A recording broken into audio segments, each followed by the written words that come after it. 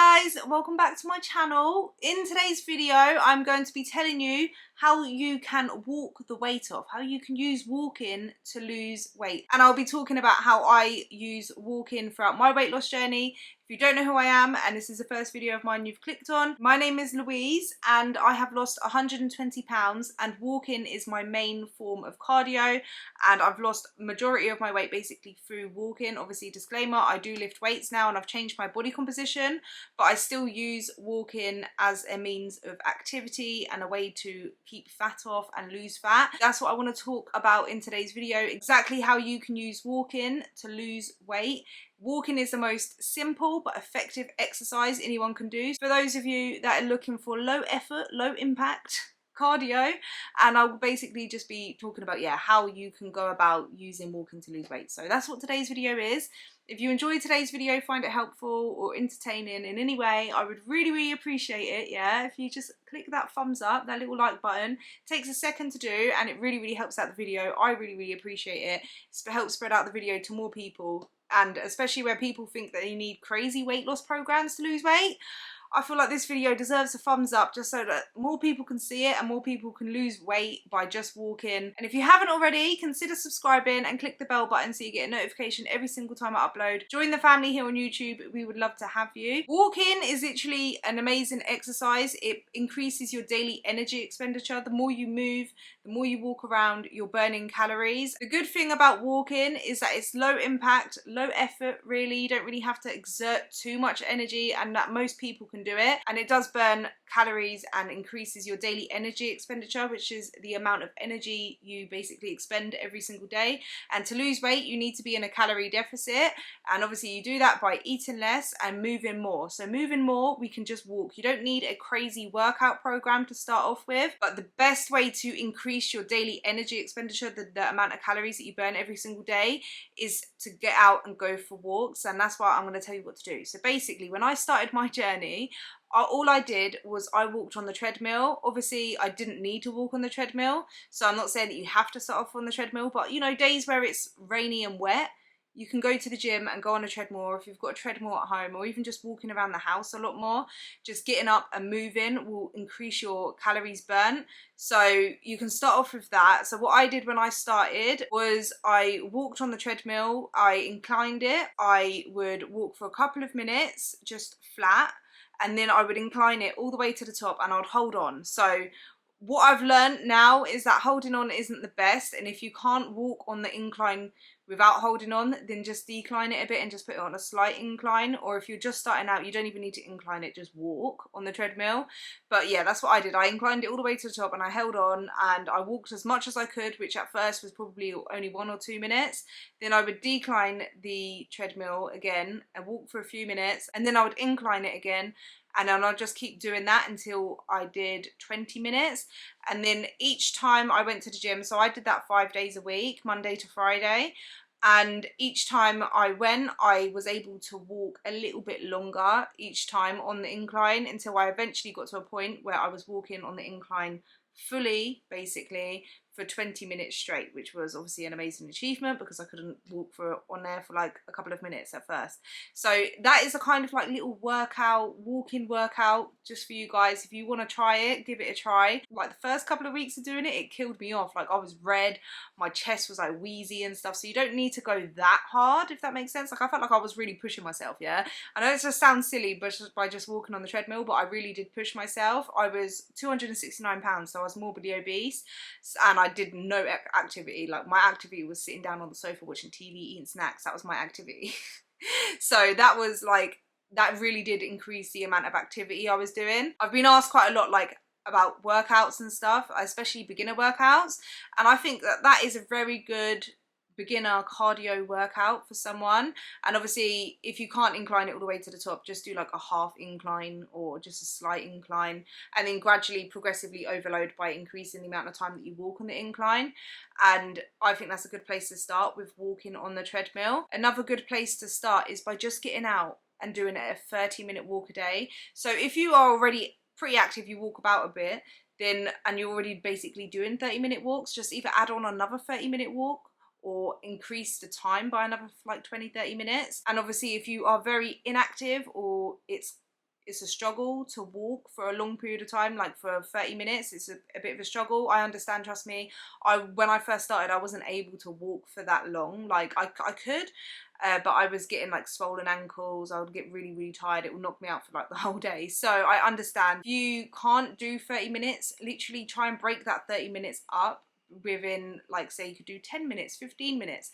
Whatever extra activity you do on top of what you was doing before is going to burn extra calories, which will help you get into the calorie deficit, and it's improving your fitness, and over time you will be able to increase the amount of walking and steps that you do. Another way to include walking in your weight loss journey will be to get a step tracker. You don't necessarily have to get a step tracker, because if you've got a smartphone, they do, most of them basically have like a step tracker in there, and if you have a look on there, you can see how many steps a day you're averaging.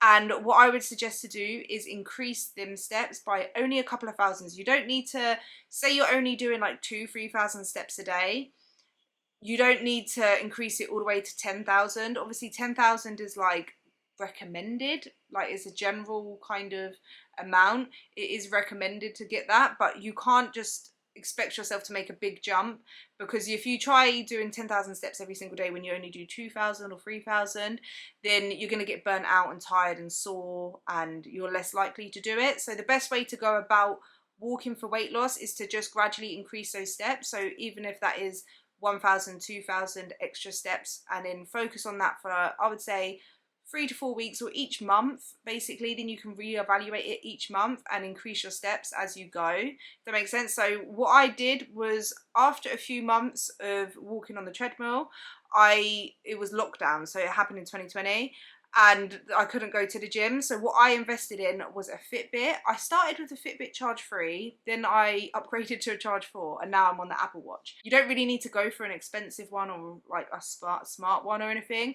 You can get fairly cheap ones, and that literally are just basic and track your steps. It doesn't really matter, like, I personally don't think about how many calories you burn by like looking at how many calories you've burnt in the workout or anything, unless you're using it as a measurement to progressively overload.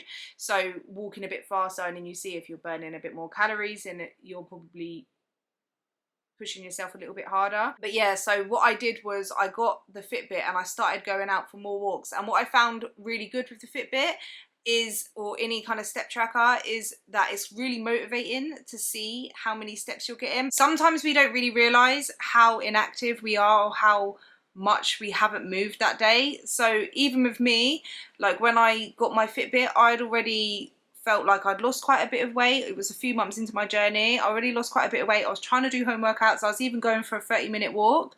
But when I got my Fitbit, I think I was only getting like 5,000 to 6,000 steps a day, and that was obviously with increased activity. I decided to increase that to 8,000. I didn't want to make the big jump to 10,000 because I knew it probably wouldn't be sustainable to try and do that, although if I hit 10,000 that was good. But I just gave myself a goal of 8,000 a day, so that if I set it too high, if I felt like if I set the goal too high and I wasn't able to reach it, it would make me feel like I failed.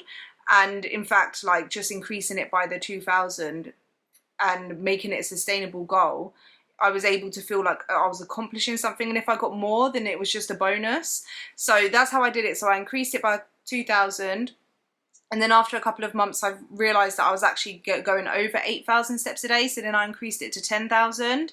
And then after a few months, I even increased it to 12,000. You don't really need to go like too crazy with your steps. You don't need to always like increase it until you're at like 50,000. Trust me, I walked 100,000 steps in a day. If you haven't seen that video, guys, on my days, I did 100,000 steps for 100,000 subscribers. That killed me off, right? That killed me off for a couple of days, but yeah, it was quite fun. It was it fun? Was it really? But yeah, I couldn't obviously. So what was the point in that? Maybe I'm just trying to brag. But yeah, like that wasn't beneficial for my body to get that many steps. You know what I mean? Like it was just not. That's what I'm trying to make the point with, is that you don't need to keep increasing it. You don't get more benefit from doing like that many steps a day. Obviously, just reach like once. I feel like once you reach like 12,000 steps. You don't necessarily have to set a goal to get like 15,000 steps every single day. Kind of set it at a basic goal, and if you get more, you get more. But the way you can kind of increase after that is you can walk on an incline, so you can start doing treadmill walking, or you can go for like, I like to go for hikes where it's like quite hilly, so then that's like not just like walking on a flat surface, so you end up like burning more calories, using more energy by walking on the hills. You can speed up your walking, you can carry a bag with like heavy stuff in it, that is obviously going to progressively overload. So yeah, they're the ways that you can progressively overload on the walking, just by like going for longer walks at a time as well, so increasing the amount of times that you walk. When I tell you that walking is amazing for weight loss, and not only just weight loss but keeping the weight off, I literally make sure I go for a walk every single day, and is one, good for my mental health as well. Like I really enjoy that time. It's like my own time to just either put my headphones in, or I'll just go out and walk, just and listen to the nature, you know, the birds chirping and that. It just is really good to clear your mind and for your mental health. You can take a friend with you, grab a coffee, go for a walk. But yeah, it just increases your daily energy expenditure, and it's so simple and easy to do. You just have to gradually increase the amount of walking that you do. And for me, it's literally been the key to keeping the weight off. I make sure I go for a walk every day, and it's amazing for my mental health and my physical health. And even if I've done lifting or cardio, I still get the walking in. And I actually injured my back after I lost all the weight. So in about, I think it was the end of January 2021, I literally just finished losing weight and I started maintaining, and I fell off the door frame basically. I got a pull-up bar and I was trying to do pull-ups at home, and it came off the door and I landed on my coccyx and injured my back, and I couldn't do any exercise.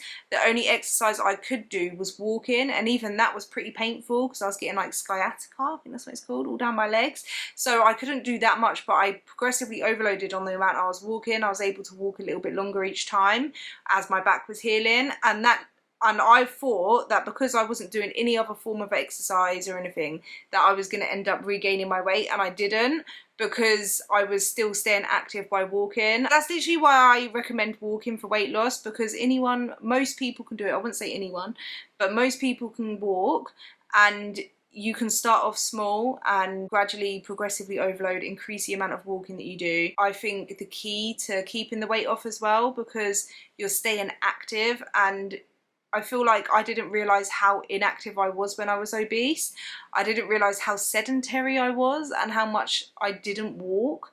And the difference between me and people around me who wasn't obese was that they were a lot more active. They had a lot more active jobs. They would walk to and from work, and they were just walking around a lot more. So when I would look at these people and be like, but they eat the same as me. One, they didn't, right?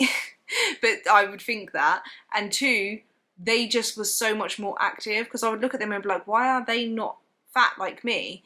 It's not fair. When really and truly, they are just more active, and they're burning a lot more calories than I was by just walking around more. If you have a look at like people that are naturally slim, they're a lot more active. They live a lot more active lifestyles generally. Obviously not everyone, but in general, if you just observe, you'll see that they're a lot more active. They walk more. Whether they are trying to go on intentional walks or whether they just have to walk to work or bike to work, they're just a lot more active naturally. Literally, all you need to do to start losing weight is obviously focus on the diet side, but the exercise side, instead of trying to get like a crazy workout program to start off with, or a lifting program or anything like that, just first step will be to get out and go for more walks, increase your steps, and slow and steady increasing, and eventually you'll get to a point where it's just normal for you to be active. Like if I have a day where I don't move as much, I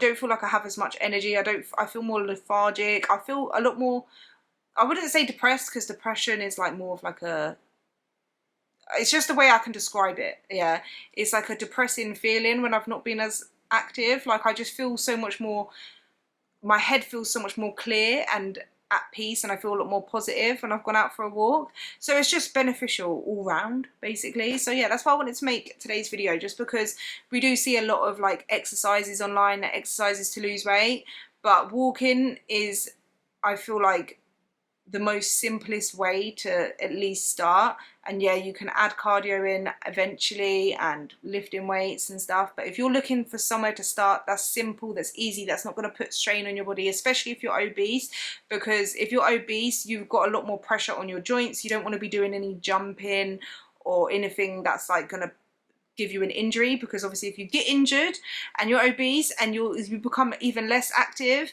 it's a lot harder to lose weight, and if anything you can gain weight, and obviously we don't want that because of the health implications of that. But I hope you guys enjoyed today's video. I hope you found it helpful. If you did, please leave a like, and thank you so much for watching, and I will see you guys in the next one.